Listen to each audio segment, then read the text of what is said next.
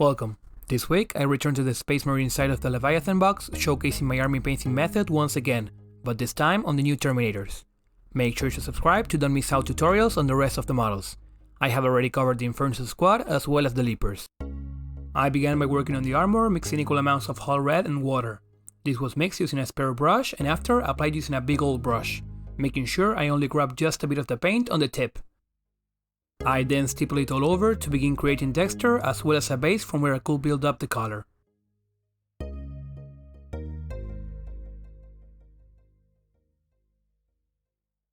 After a coat, the same thing was done but with scarlet red. This time I applied 2 coats in order to begin building up the red.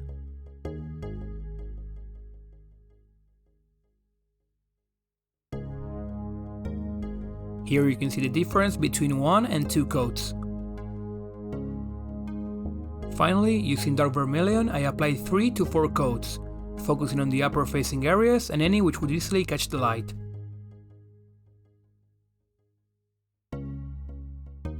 With the armor ready, I base coated every other part of the model.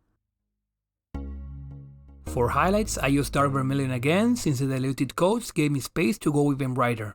I didn't follow the edges, but rather placed my brush sideways against them to paint them more precisely. I focused on the upper edges, the hands, and very heavily on the face. No time was spent on the back of the model or the feet.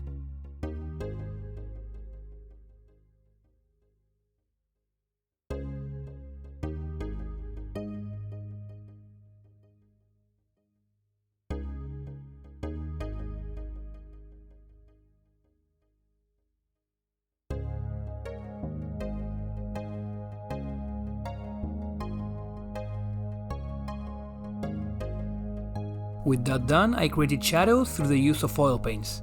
Linked above, you'll find my short guide on all washes. I began by covering the whole model with a mix of black and brown, which was left to sit for an hour. This would ensure the paint had time to stain the surface and any solvent had evaporated. Then it was time for cleanup. I soaked a brush on solvent and began to dab it all over the model. This would reactivate the paint and due to capillary reaction make it flow towards the recesses, creating separation and filling those panel lines.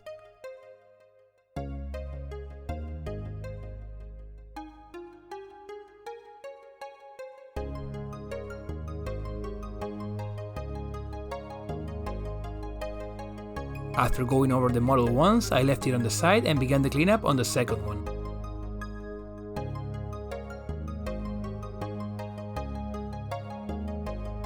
As I was doing this, the diluted paint on the first model had time to run free towards the bottom. Once I was done with the first pass on the second one, I went back to the first to have a look at any more oil I wished to remove, as well as to make sure no pooling was happening which would leave big stains later.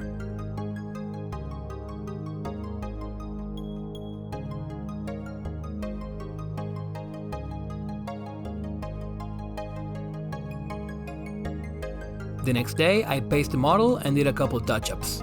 A slightly brighter green on the eye lenses, as well as reinforcing any gold details.